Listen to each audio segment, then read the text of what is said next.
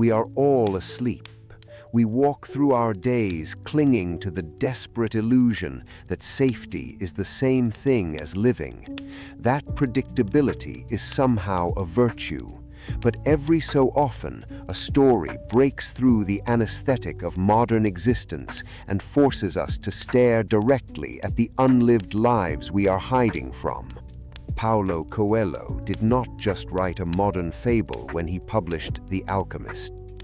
He wrote a deeply psychological roadmap for human individuation, a mirror held up to the terrified, unactualized ego. Let us look closely at the premise. We have Santiago, a humble Andalusian shepherd boy. His life is defined by movement, yet paralyzed by routine. He knows the fields, the weather, and most importantly, his sheep. We need to pause on these sheep because they are not just livestock. In the psychological framework of this story, Santiago's flock represents the unactualized self. They are the physical manifestation of our human tendency to trade the pursuit of higher meaning for basic sustenance and a false sense of security. The sheep demand nothing but food and water. They do not dream. They do not aspire. They just follow. And in their blind following, they offer Santiago the ultimate narcotic, the comfort of familiar suffering. To stay in the fields of Andalusia is to know exactly how your life will end. The human ego builds massive defense mechanisms to rationalize staying in this stagnant state. We convince ourselves that taking a risk is foolish, that dreaming is a luxury we simply cannot afford. We choose the quiet, predictable despair of the known over the absolute terror of the unknown. But the subconscious mind is not so easily silenced. It demands attention, and it will haunt you until you listen. For Santiago, this demand manifests as a recurring dream. It is a violent intrusion into his waking reality, a vivid vision of a child leading him to a hidden treasure buried at the base of the Egyptian pyramids. Through a Jungian lens, this recurring dream is not a polite suggestion. It is the unconscious psyche aggressively shaking the conscious mind, refusing to let the protagonist rot away in complacency. The dream acts as an internal alarm bell, a siren declaring that the current state of existence is no longer tolerable, that a higher calling is being ignored. Yet, an internal nudge is rarely enough to force a human being to sever the heavy chains of comfort. It almost always requires an external catalyst. Enter Melchizedek, the enigmatic king of Salem. Melchizedek is the classic embodiment of the wise old man archetype. His psychological function in the narrative is precise and brutal to shatter Santiago's localized, safe worldview. He tells the boy about his personal legend. We must strip away the mystical veneer of Coelho's terminology. The personal legend is not some esoteric magic trick. It is a literary translation of Abraham Maslow's concept of self-actualization. It is that terrifying, innate drive implanted in every human being to fulfill their absolute highest potential. And this is exactly where the paralysis of choice sets in. Santiago stands at the threshold of a monumental decision. To pursue the pyramids, he must sell his flock.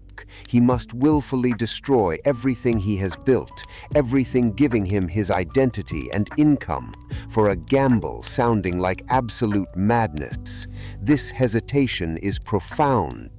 It is the ego's final, desperate attempt to maintain the status quo. We watch him weigh the immediate warmth of his sheep against the abstract promise of a desert he has never seen. It is here that Melchizedek delivers the psychological gut punch that anchors the entire novel. He introduces a concept that paralyzes the vast majority of humanity. empty. He looks at Santiago and states, "At a certain point in our lives, we lose control of what's happening to us, and our lives become controlled by fate. That's the world's greatest lie." Listen to those words again. The world's greatest lie is the psychological trap of believing you have no agency over your own desires. It is the lie we tell ourselves to justify our inaction and cowardice. We claim it was not meant to be, that the economy was bad, that the timing was wrong, all to mask the agonizing truth that we simply chose the sheep over the treasure. Santiago refuses to accept the lie. He sells the flock. He buys a ticket. He crosses the strait into Africa. He steps off the boat in Tangier, completely unmoored from everything he has ever known. But Coelho is a master of psychological reality, understanding the harsh rules of personal transformation. The universe does not reward the initial leap of faith with immediate success. It tests your psychological resolve through sudden trauma. Almost the exact moment Santiago crosses the threshold into the unknown, he is robbed. Every piece of gold, every safety net he possessed, vanishes in a crowded marketplace.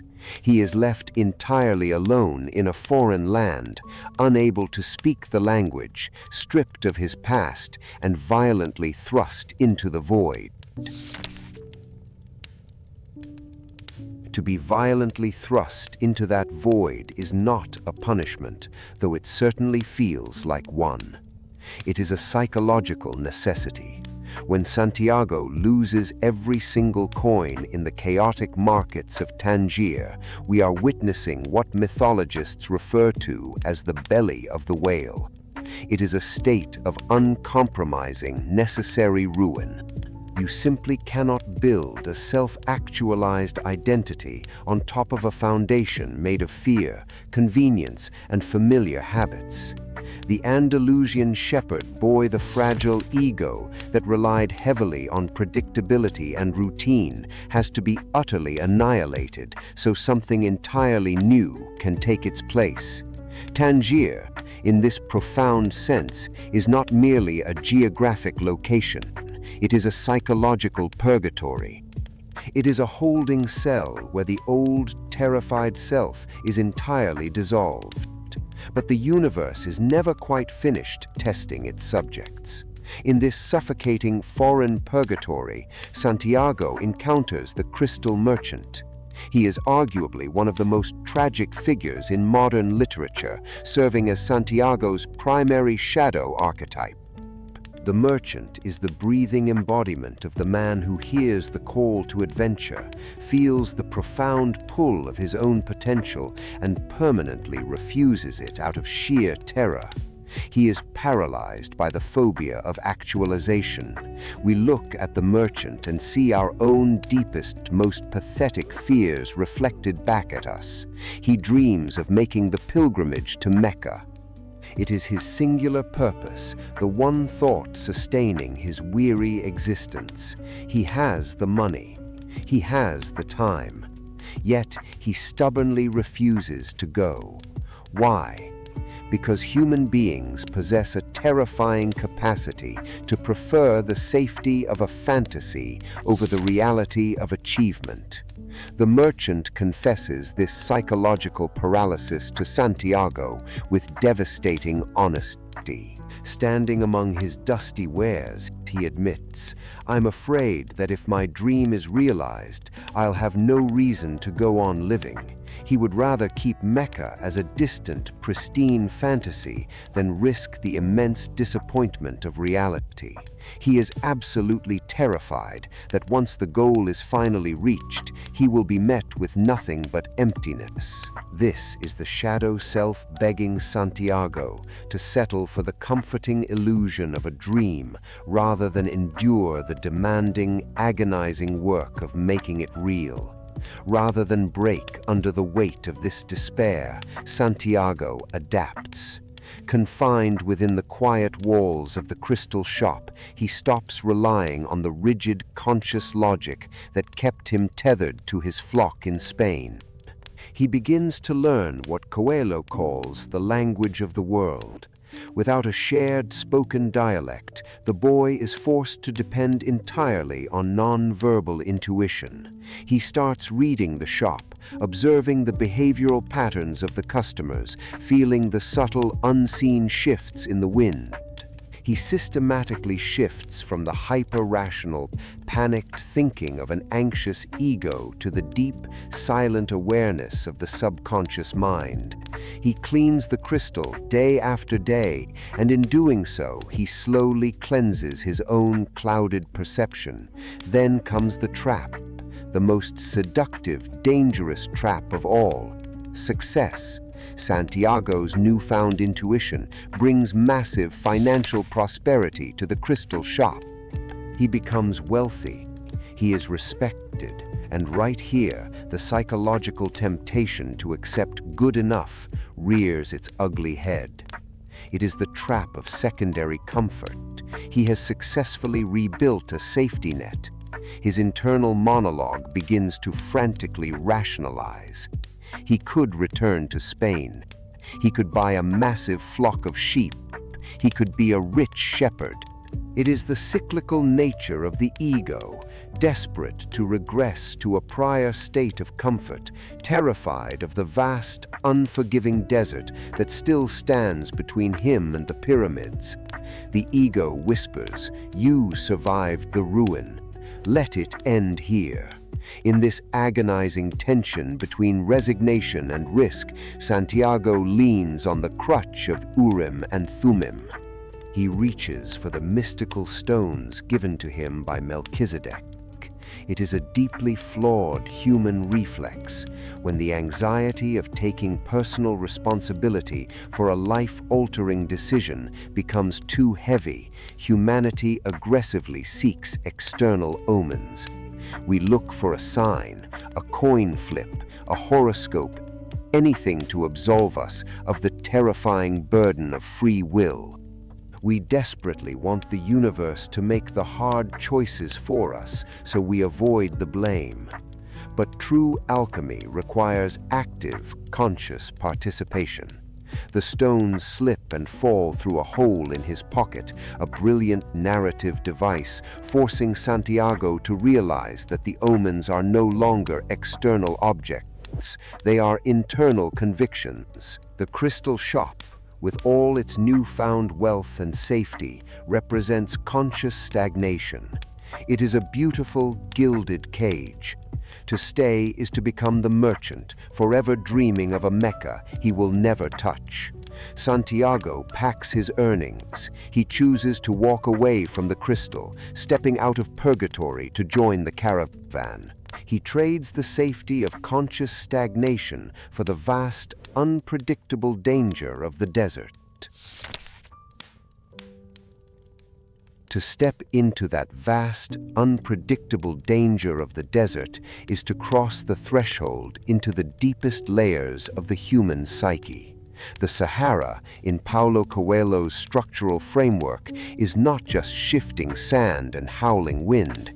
It is a brutal, uncompromising metaphor for the unconscious mind. Its vast, empty canvas systematically strips away every single external distraction, forcing Santiago into a state of absolute, unavoidable internal confrontation. In the cities, you can drown out your thoughts with noise, commerce, and other people. Out here, there is nowhere to hide in the silence. You are left completely alone with the terrifying reality of who you actually are. Here, the narrative introduces a profound intellectual foil to our protagonist, the Englishman. He represents a specific, highly sophisticated psychological defense mechanism that many of us use today. He desperately seeks the ultimate truths of the universe, but he tries to do it entirely through the safety of the intellect. He buries his face in heavy, obscure texts, choosing to intellectualize the soul rather than risking the raw vulnerability of experiencing it. We watch a brilliant thematic contrast play out across the dunes. The Englishman stubbornly relies on complex, theoretical books to understand the secrets of alchemy, while Santiago learns the exact same universal truths simply by observing the rhythmic, silent movement of the desert itself. The Englishman studies the world from a safe distance. Santiago actually merges with it. As they travel deeper into this sun-bleached void, Santiago encounters the camel driver, a man who offers a masterclass in extreme psychological survival. The desert is a place where a single mistake, a momentary lapse in focus, means death. It demands radical presence. The camel driver turns to the boy and delivers a profound truth, stating, "I'm interested only in the present. If you can concentrate always on the present, you'll be a happy man." This is not some quaint, easily digested proverb.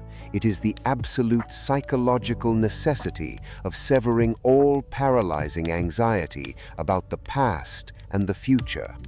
To survive the brutal demands of the unconscious, one must exist exclusively in the now. Then, the caravan arrives at Al-Fayoum, the oasis. It bursts from the barren sand with 50,000 date palms and 300 wells. But narratively speaking, the oasis is a brilliant, seductive trap. It serves as a false summit, a mirage of permanent safety, societal structure, and profound comfort rising out of the chaotic void. It is the ultimate psychological temptation to permanently stop the journey. It is here, amidst the safety of the trees, that Santiago meets Fatima. Now, we must be incredibly precise with this analysis. Fatima is not merely a romantic interest inserted for dramatic effect. She is the ultimate psychological test of attachment. Coelho is forcing a violent collision between two fundamental human drives: the deep, biological desire for romantic union and the lonely, isolating drive for individual self-actualization. We are conditioned by modern society to believe that love is the final destination. We are taught that we must sacrifice our personal purpose to anchor ourselves to another person. But the philosophical argument of the alchemist radically shatters this toxic notion of codependency.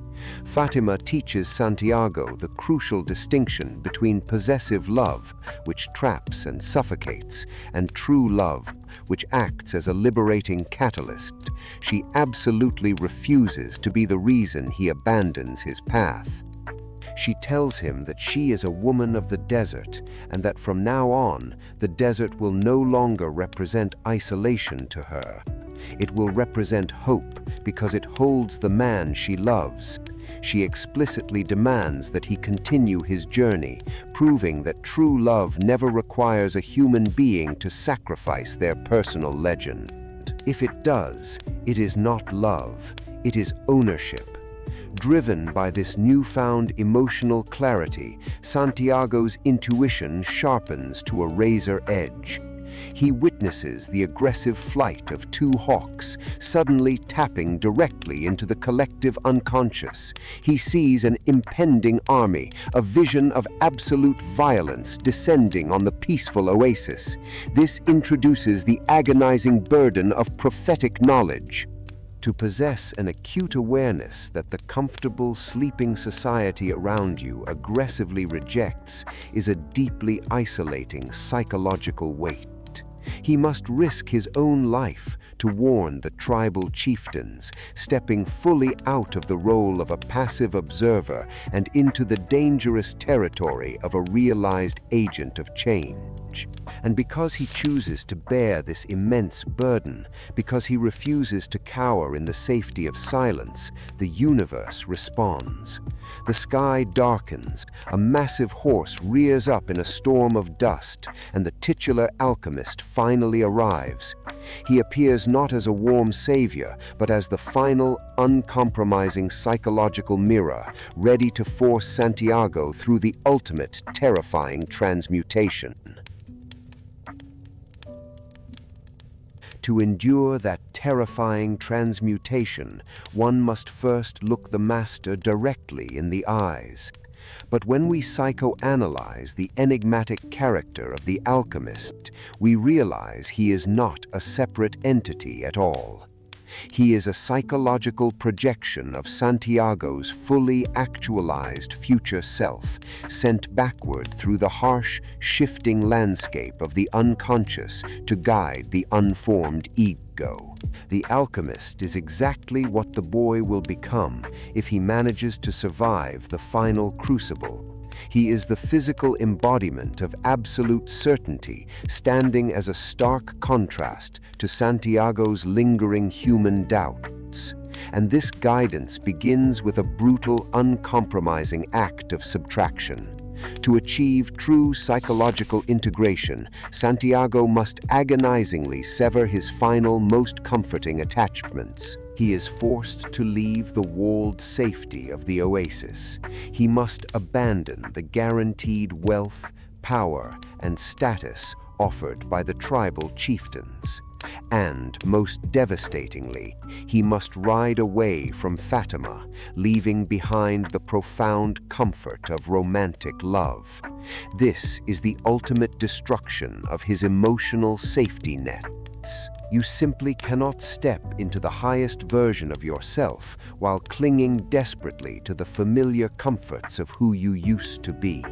Growth demands a terrifying sacrifice.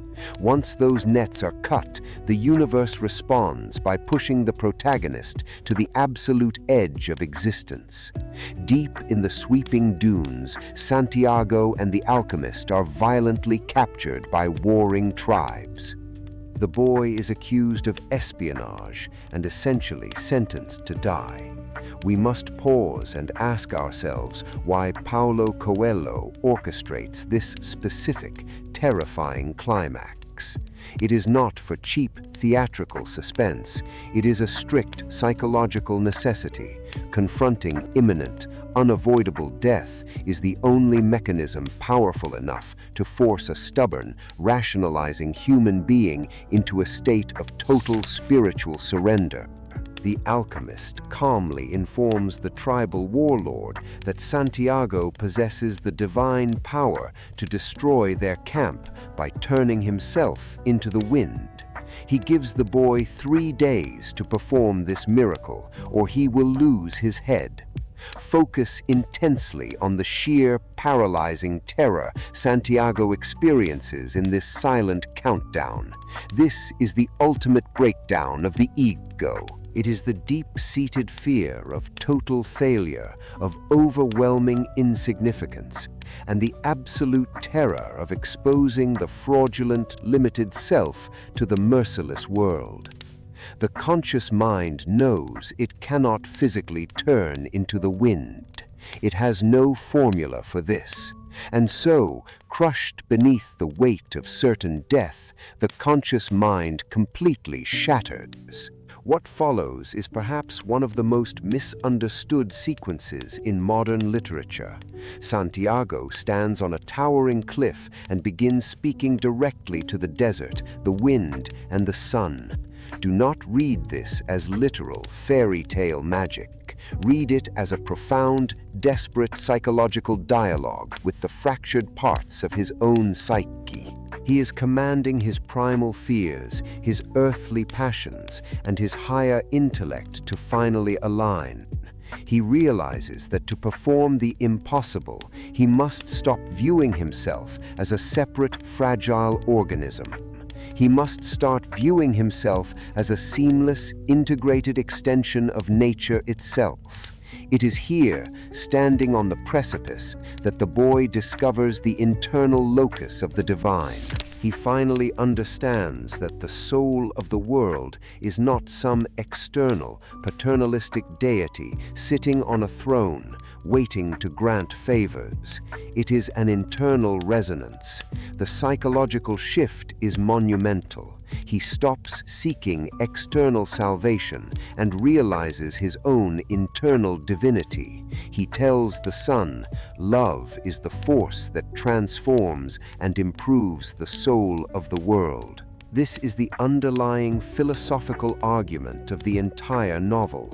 The individual human mind is merely a localized fraction of the universal mind. We are separated from God and from each other only by the persistent illusion of the human ego. Once that ego dissolves, Santiago becomes the wind. This is the true hidden secret behind the title of The Alchemist. The act of turning lead into gold was never about physics, chemistry, or metallurgy. Physical alchemy is merely a brilliant ancient metaphor for psychological alchemy. It is the violent purification of the base self, the self weighed down by fear, doubt, and societal conditioning into the enlightened self, radiating pure awareness, unity, and absolute truth. Lead is the frightened, hesitating shepherd back in Andalusia. Gold is the boy commanding the wind. Having facilitated this profound internal shift, the alchemist rides quietly with Santiago to a distant Coptic monastery. Here, the master performs one final, literal transmutation, turning lead into a disc of gold, and hands a piece to the boy. And then he leaves. He simply turns his horse around and departs into the silence. It seems incredibly abrupt, but it obeys an unbreakable psychological rule of human development. The mentor must always leave. The alchemist has guided the ego to its maximum threshold, but he cannot cross it for him. The ultimate integration of the self, the final devastating confrontation with the pyramids, can only be faced entirely alone. To face the silent majesty of the pyramids entirely alone is the final, agonizing step of this psychological transmutation. When Santiago finally reaches the Egyptian dunes, he falls to his knees and weeps. The pyramids stand before him as the ultimate symbol of monumental external achievement. But notice the profound narrative irony Paulo Coelho establishes in this moment. Santiago begins digging into the sand, furiously searching for his promised gold, and he finds absolutely nothing.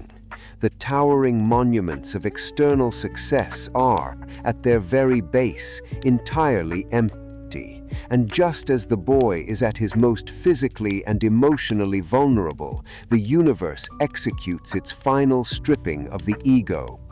A group of tribal refugees emerges from the darkness and beats him within an inch of his life. We must pause and ask why the narrative demands this brutal violence. Why must the protagonist endure a vicious physical assault just seconds before his ultimate revelation? Because the physical ego, the pride of having survived the desert, the sheer arrogance of believing he has conquered his personal legend, must be violently shattered. He is forced to taste blood and sand, reduced to a desperate, broken animal begging for his survival. Only in this state of total, humiliating submission is he finally ready to hear the truth. The leader of the refugees acts as the final, deeply ironic oracle of the novel. He stands over the battered boy and mocks his pursuit. He reveals that he, too, had a recurring dream of a hidden treasure. He describes the exact ruined church in Spain where Santiago used to sleep with his sheep, mentioning the specific sycamore tree growing from the sacristy. And then, this violent man delivers one of the most tragic, paralyzing lines in modern literature. He spits at Santiago and says, "I'm not so stupid as to cross an entire desert just because of a recurrent dream. Look closely at this broken man. He is the ultimate tragedy of the unlived life." He was given the exact same psychological calling, the exact same map to self-actualization, but he was completely paralyzed by practical fear. He dismisses the demanding voice of the unconscious as stupidity, choosing instead to remain a violent, wandering refugee. He is the final psychological warning of what happens when we reject the difficult path of human individuation. As the men leave him bleeding in the sand, Santiago looks up at the pyramids and laughs. It is the profound laugh of a man who finally understands the macro structure of his own existence. This brings us to the most critical philosophical question of the alchemist. Why did he have to travel across the entire world, risking death and losing everything, only to find the treasure buried directly beneath his starting point? The answer lies in the psychological principle of perceptual shift. The physical gold was always resting safely at home. But the boy who slept beneath that sycamore tree years ago was just a blind, unformed shepherd. He completely lacked the evolved consciousness required to perceive his own worth. He had to be broken in Tangier, tested by the oasis, threatened by the warlords, and ultimately forced to become the wind, just to earn the eyes capable of seeing the treasure that was already his. We are witnessing the brilliant synthesis of the dual self. The narrative seamlessly merges two opposing identities. The grounded, simple shepherd who intimately understands the earth and the roots of existence is permanently fused with the enlightened cosmic traveler who understands the heavens and possesses wings. This fusion creates a whole, fully integrated human being. He returns to the ruined church in Andalusia, not in defeat, but in absolute triumph, pulling a heavy chest of Spanish gold coins and precious stones from the dirt. But the physical treasure is, and always has been, a brilliant narrative MacGuffin. The true alchemy was never the gold. The true alchemy is the agonizing journey itself, which violently forces the evolution of the human psyche. As Santiago stands by the unearthed chest, the wind begins to blow from Africa. It brings the familiar scent of Fatima, symbolizing the ultimate harmonization of a self-actualized purpose and deeply realized romantic love. He does not have to choose between his personal greatness and his partner. By achieving one, he has earned the right to the other. This is Coelho's masterful sleight of hand as a writer. He used deceptive, fable-like simplicity and the gentle pacing of a bedtime story to secretly map the complex, terrifying, and absolutely necessary process of psychological evolution. He shows us that the treasure we seek is always within us, but we must be willing to endure the brutal, beautiful fire of the unknown to finally wake up and claim it.